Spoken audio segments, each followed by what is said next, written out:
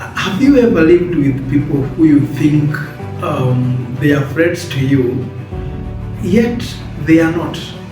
And the time you think, I'm living with people who love me. You know, they say ya kwamba mtu ambaye ako na njaa hakuna mtu hawezi akaita mama.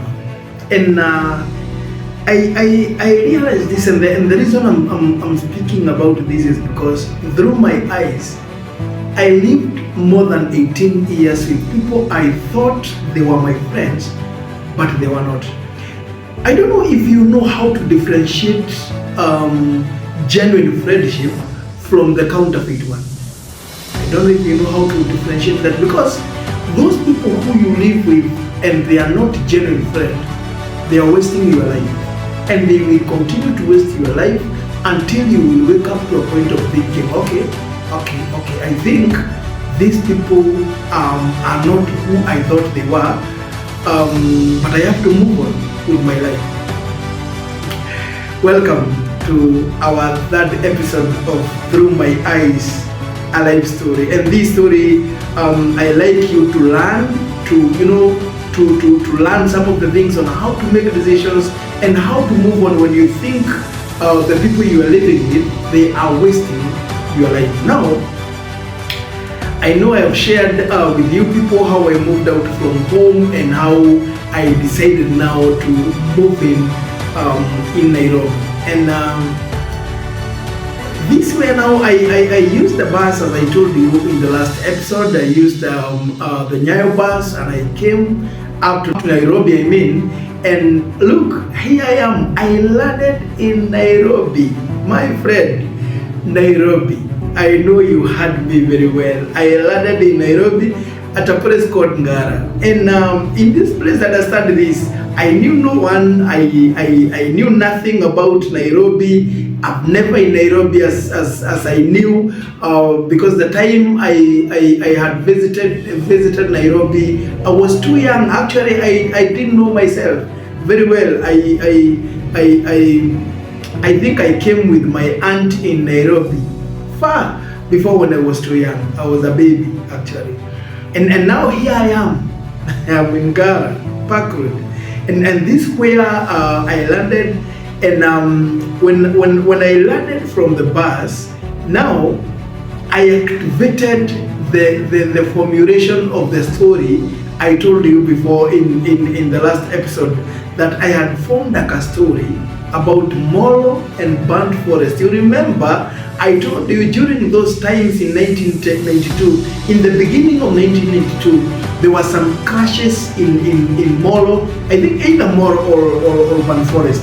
And now, because I used to hear those stories, I formed a story from what was happening in Molo. And when I landed, I went to a certain Kibanda hotel at Hapo, and it used to be owned by one of the councillor during that time.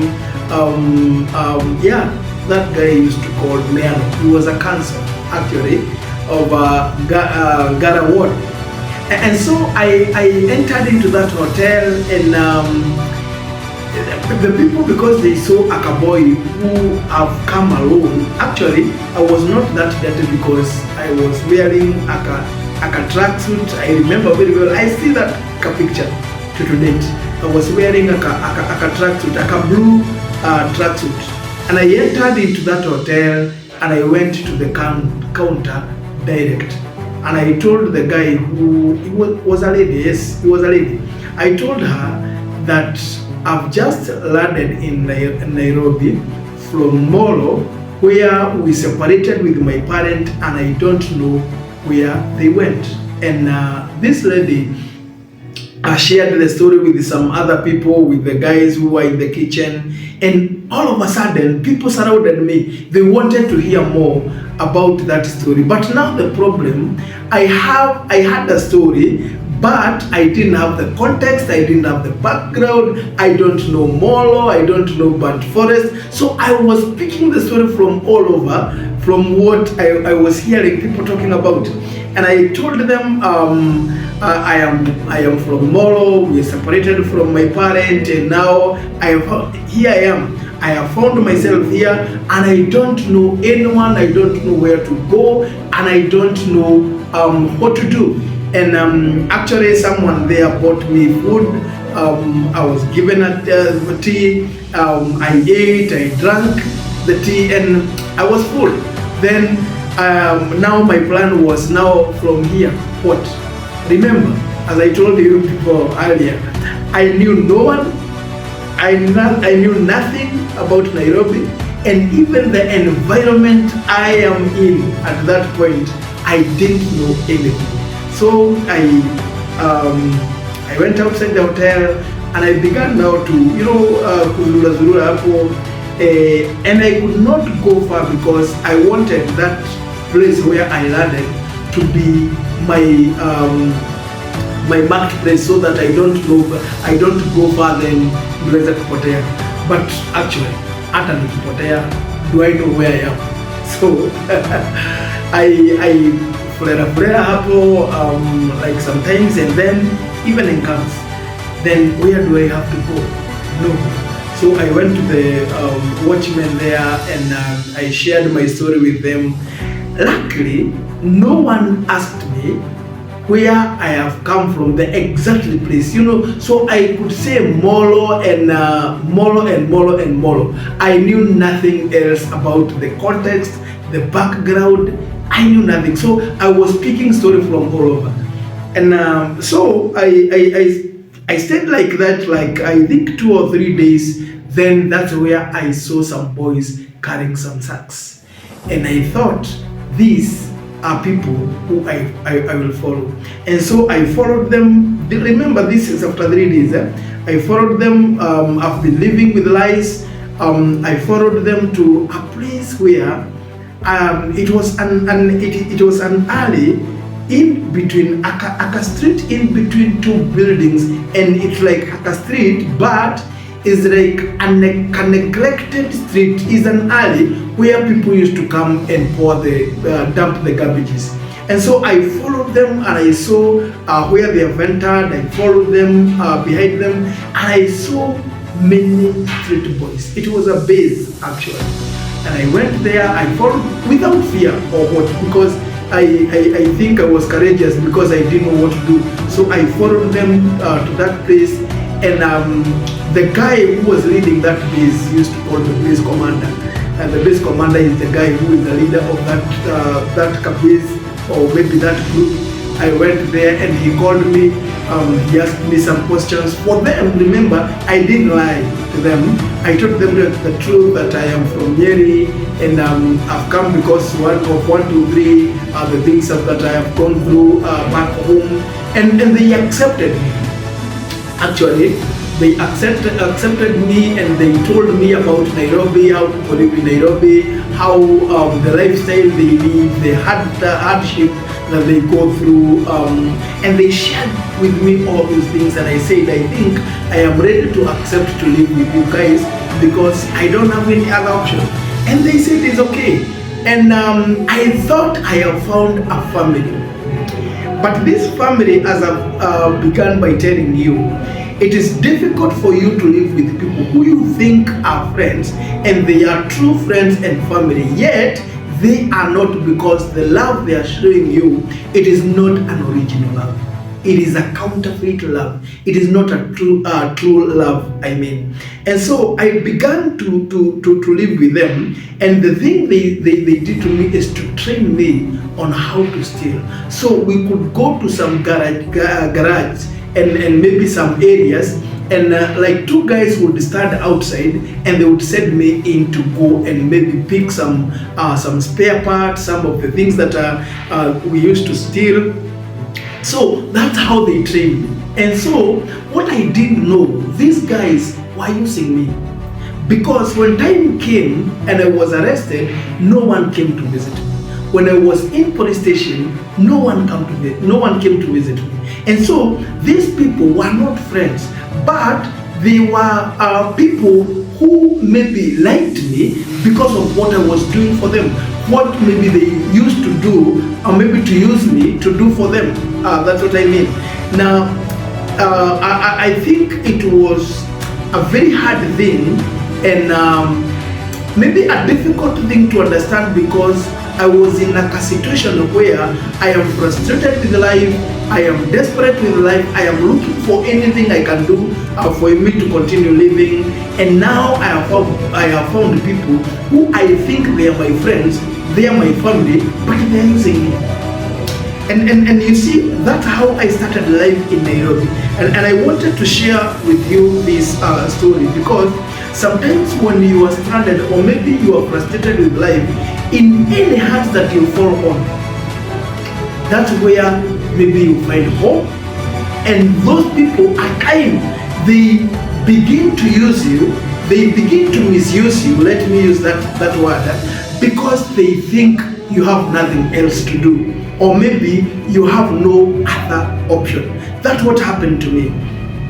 And even as I look even to today, many people are living with people who they think they are their friends, but those people are using them. They are misusing you, and they are using you, and they are wasting your time. Because for me, for 18 years, that's how I began. That was my foundation, and I didn't know anything else. But let me tell you, those guys used me until I come to the realization that this life I am living, it is not my life, because they taught me what I did not deserve to be taught. You know, I mean, sikustahili kufundishwa mambo ambayo niliyapata mahali kule. And so I went through a lot. I was arrested, I went to juvenile, and I will come to share that story with you. I was convicted to a public school. I began even to go to prisons, and all this was because these guys I am living with, I thought they were my friends, I thought they were my family, but I used to be important to them when I am bringing something to them. I was important to them when I am putting something on the table. Let me ask you a question, my friend and my follower. The people you are living with, how do they care for you? Is it because you are bringing something on the table, or is it because they care for you? You know, a true friend is a guy or a people who takes care for you. They say, a friend indeed is a friend in need. Now, these people that I was living with, when I was in need, I didn't see them. But when I was in need with them, I used to bring something on the table, because I can go with them to Naenda, and I can go steal something, and we share together. But when I am arrested, no one will come to my savior, to my safety, or to be my savior. And so I wasted all those years, and I saw, as I speak to you right now, I know there are guys there who are wasting their life, thinking you are living with friends, thinking the people you are living with them are your friends, but they are not.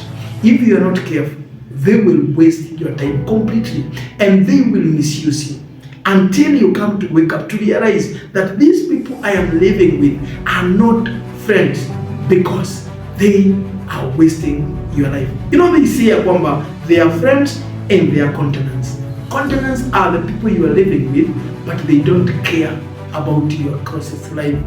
Friends are people who you live with, and they care for you even when you are not around.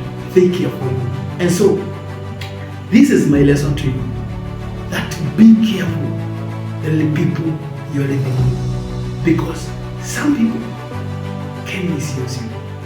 And if you're not careful, you will waste all your life. I was talking to my son the other day, and I told him, the people you see that you are living with, the boys you are living with right now, maybe in 2 years, you'll not be together. But right now, they are wasting your life, telling you all manner of things, borrowing money from you and they're not returning, or telling you to help them with this, with that, with what, and they are not helping you in any way, because they are misusing your life. You see those people you are living with them places, those people that you go with them to have some drinks, and they are not advising you in any way, they are not telling you what you are doing is wrong. Those people are misusing you. those people are using you. And when you come to realize, maybe at some point, it shall be too late. My friend, if this video comes to you and you hear this video, take action. Make a decision right now. It is not too late for you. Make a decision, a right one in that case, before it is too late. Thank you. This is Through My Eyes, a live story with Sam K. Washiri. Asanteni sana. Subscribe to this video. If you happen to meet this video, subscribe, share, and also comment. Give me your story. Tell me about yourself. Tell me the things that you are going through. And we will continue to educate ourselves through our lives. Thank you and goodbye for now. Asante.